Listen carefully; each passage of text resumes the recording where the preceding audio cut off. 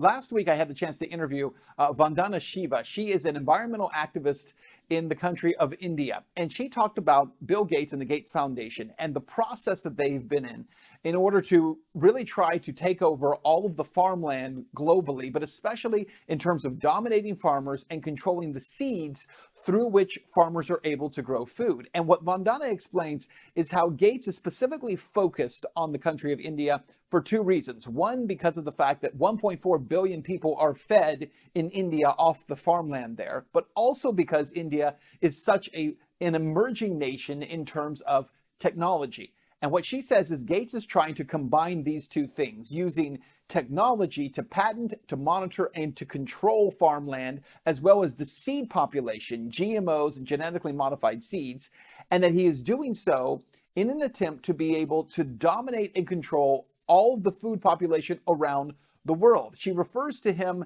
as the new Columbus. She says that his goal is to colonize as much of the world as possible and to remake it in his own image. Ladies and gentlemen, this is our interview with Vandana Shiva. His dystopia of how to control agriculture through doublespeak, through pretended fake green and fake sustainability. He will own the farms of the world, and he and the World Economic Forum, when they talk about the Great Reset, and then the World Economic Forum says, you will own nothing. You will rent everything. But when farmers don't have their own seed sovereignty and they have to buy patented seed, I have watched how Indian farmers are driven to suicide and they lose their land. That's the reason they commit suicide. India has lost 400,000 farmers. And our studies show 85% of these were in the GMO cotton belt. Now, basically the Gates Digital Agriculture and Gates Ag 1, he's pushing it very fast in India because India is unique. India is unique because we are the largest farming economy. We are the largest group of farmers in the world. Every fourth farmer of the world, 25% of the farmers of the world are Indian. And we feed 1.4 billion people. That's the kind of economy ours is. But we are also a very, very big digital economy that does the outsourcing for the tech giants.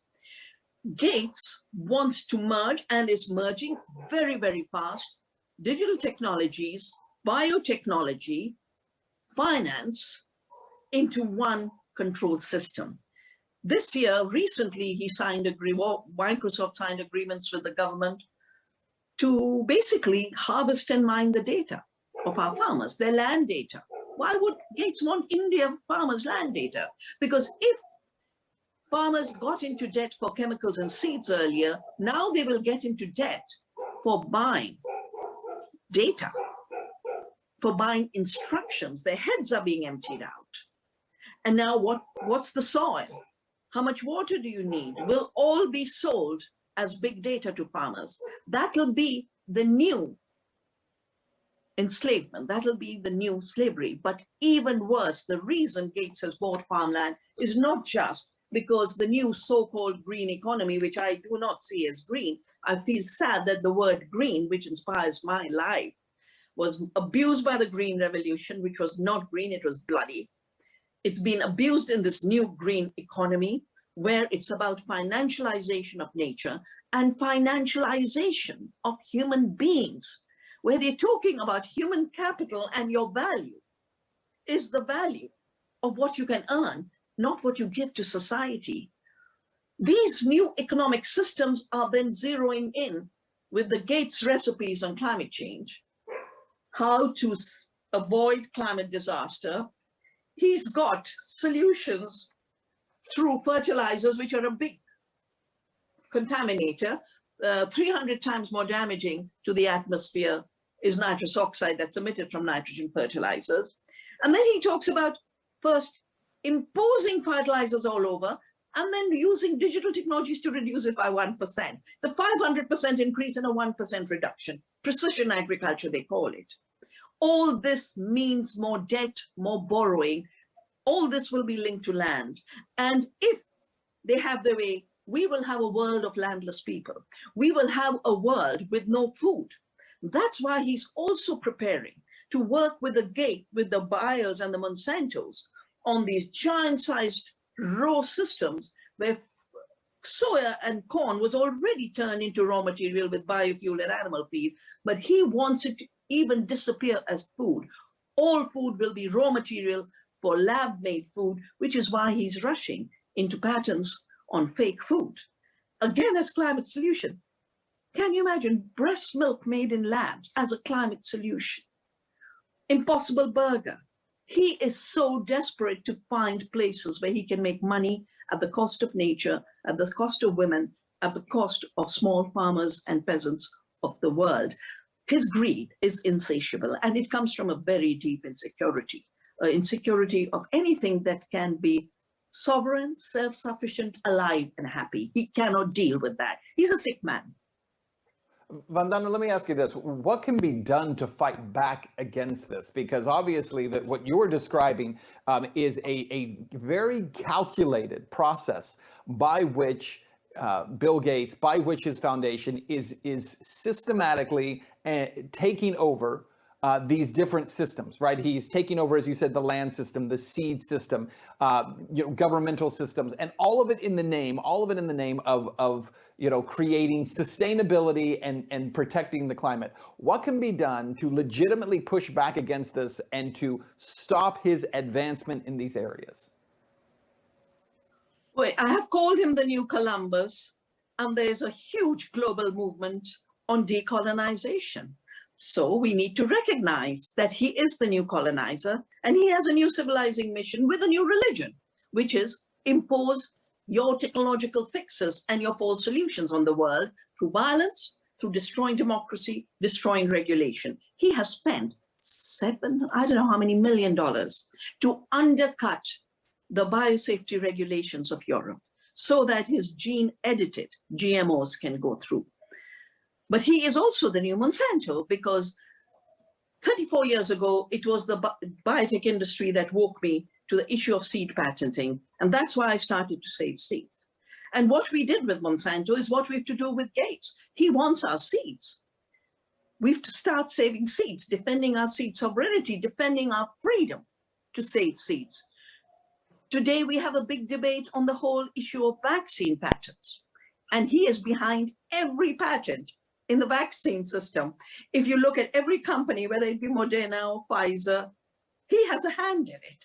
And today, Nature has published this amazing complex web of the multiple patents, including patents on the coronavirus, patents on the genetic modification of the coronavirus. All of this he's supervising. But he would like to go deeper than Monsanto in pirating seeds through digital technologies to bypass international laws. I was part of writing the International Convention on Biological Diversity laws, which basically defines seed as a sovereign resource of farmers and countries. He wants to undercut this through digital patenting. Just make a map, but the colonials did it. They made maps in the sand and divided up the world.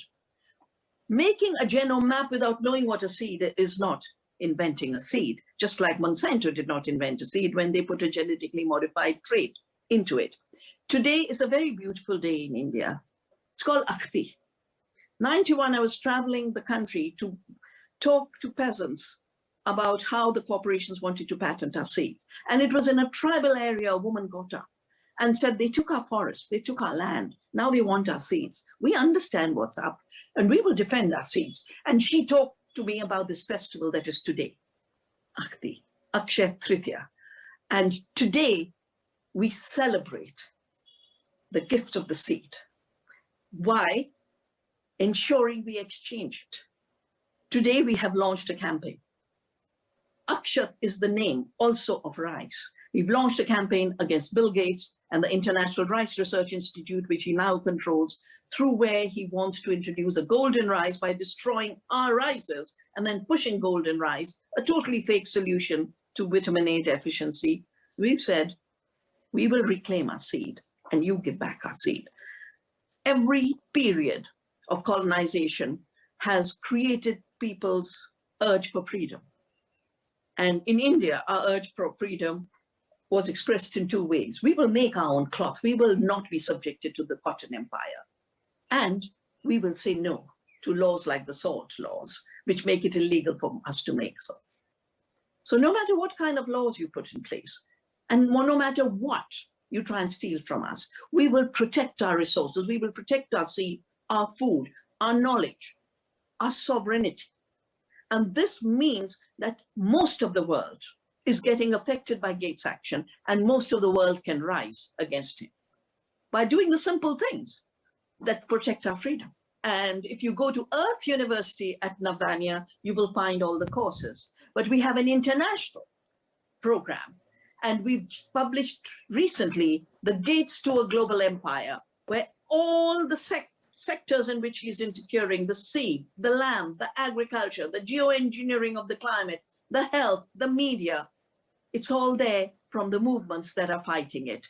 If these movements all join hands, as they must, through new solidarities, geographically across the world, and stop working in silos, one sad man is very weak compared to the power that people have. Well, that was our interview, and please check out what Vandana has to say at the websites that she mentioned there. But I got to say, you know, rarely am I so kind of taken by a guest in terms of being impressed with what they're trying to do and the fight that they are leading in. And Vandana is certainly one of those people. She is inspirational in so many ways. And what I would encourage you in is to not just sit back as you hear news about Bill Gates and what he's doing around the world, and now he owns all this farmland, and it's just another, you know, kind of Mr. Burns sitting behind a desk and thinking terrible thoughts. I think we need to recognize that there is a very real tactical effort being made here to remake the globe and global society, and it is being done in the name of philanthropy. It is being done in the name of sustainable climate change. It is being done in the name of saving planet Earth.